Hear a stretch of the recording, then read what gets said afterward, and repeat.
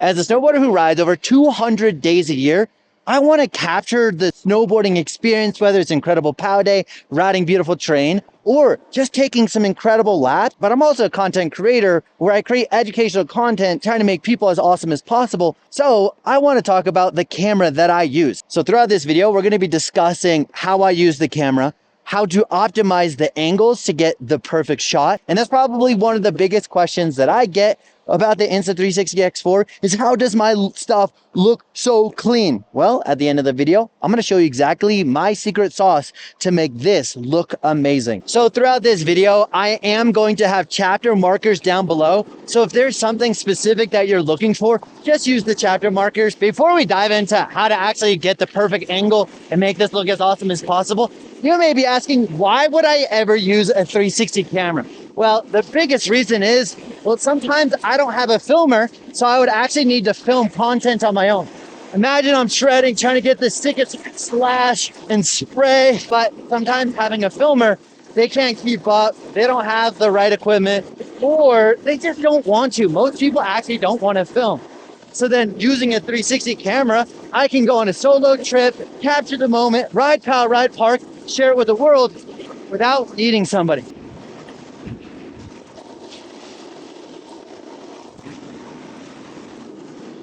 Oh, that is fun. So the very first thing to know about this camera is that when you are shooting 360 degrees, obviously it's going to be capturing me, it's going to be capturing forward and backwards, but I highly recommend that you shoot in the highest resolution possible, which is going to be 8K. So you have an 8K resolution for the entire 360 degrees, which is going to in turn allow you to have more detail. Hello, snowboarder. So the very first angle that I love to use is simply holding the camera in front of me and getting this shot. Now it's a little bit more personal, a little bit more intimate because I'm looking at the camera and you're getting these really cool angles. And then in the post-production, we can go wider or we can go a little bit more narrow. But I also like to tilt my wrist up just a little bit so that I can get just a nice clean vision of my body. Now I can get it low. I tend to find this to be less awesome. A little bit more like eye level is pretty sick. So I'll ride like that, get those shots. And then the second angle that I like to get is a sweeping angle. There's probably a more appropriate name for this, maybe like a dolly shot. But let's take the camera and I'm gonna start to slowly sweep it over to the backhand because I'm trying to get this like really cool angle and be able to just change it up a little bit because it will look really good. And then the third angle is gonna be a behind the shot. Now, why this one is cool is because I have the sun in the background and it's gonna highlight my jacket, make my gear look really awesome. And it's just gonna be like another shot where you get to see this whole perspective. And then by having the shot in the back, you actually get to see more of the story. Where am I going? What am I doing? As you see here, there's moguls, chairlifts. You can see that story.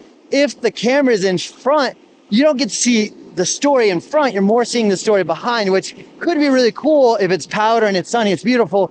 But other times I like to show a different story, just like this. Pretty cool, right? And then the last shot is a drone shot. Now this shot is, I gotta say, you gotta use it a little sparingly because sometimes it doesn't give the whole picture or the whole story, but that would be bringing the camera high up. Now it could help like showcase some of these moguls and this different angles up here. And a lot of resorts will not allow you to have a drone. So you could literally mimic having a drone by putting this camera up in front. Now, these are some mellow moguls, so it's not gonna be the most dramatic footage you've ever seen, but that's gonna be my fourth angle. Now, we're gonna see if we can do a fun little 360 here.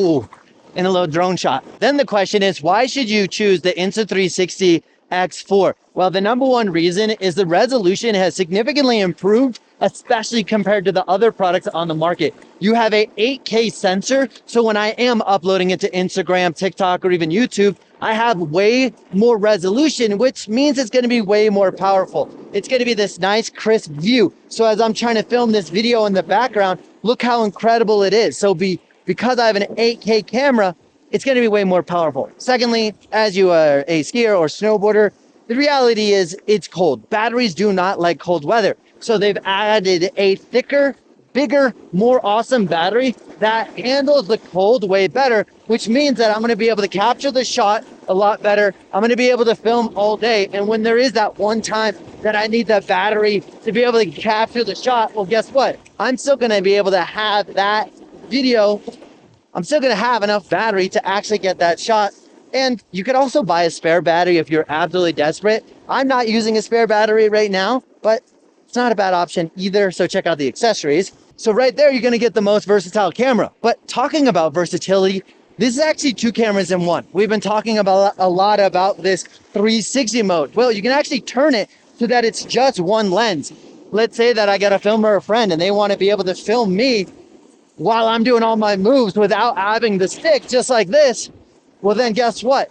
This camera has that ability too. So you're going to get 2 cameras in one. So we're over here on the Insta360 Studio on my MacBook, and I want to give you a quick little tour of how I use this program, and then I'm going to show you my settings I use to export, which I have found to be the best when it comes to the highest quality. So a couple of things to note. On the left-hand side, you're going to populate your videos, and then you can double click, and that's going to automatically import this video from the side into the main canvas. Now, I know exactly where I want to go, so I'm actually going to slide this timeline button. I'm going to drag it to right about here. Now, as you can see, this is a 360 camera, so I can take my cursor and simply move and drag it around, and then I can find exactly where I am. Cool. Well, this spot right here looks pretty good to me. Now, I would like to trim this entire video, the whole other 1 minute and 39 seconds that I'm not going to use.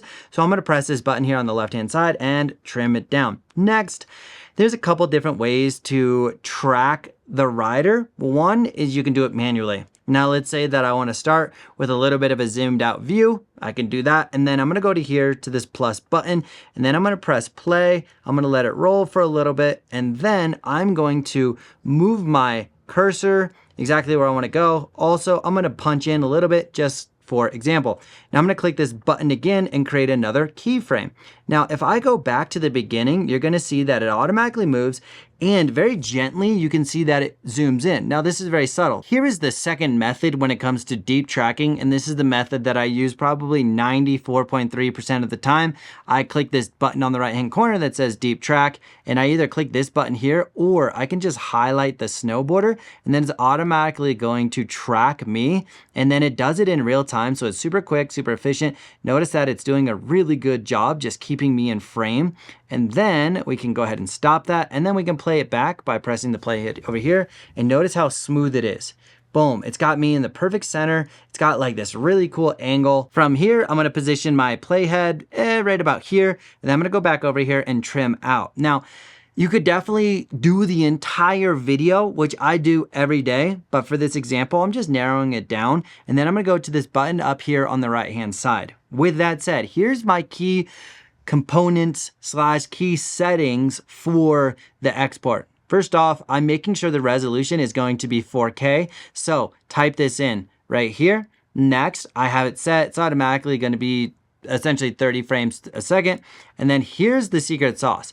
Now you could do these other options. They're going to be a lot more compressed, but I'm looking for the biggest file, the most detail, and that is going to be ProRes 422. Once I click that, it's going to give me an estimate of the file size. Cool. Then I can export it. One thing I do want to note, I have my parameter set, which is going to be horizontal. I do have this as a preset so that I don't have to punch that in every single time. I can literally go to here and I'll go horizontal. Next, I'm going to export it.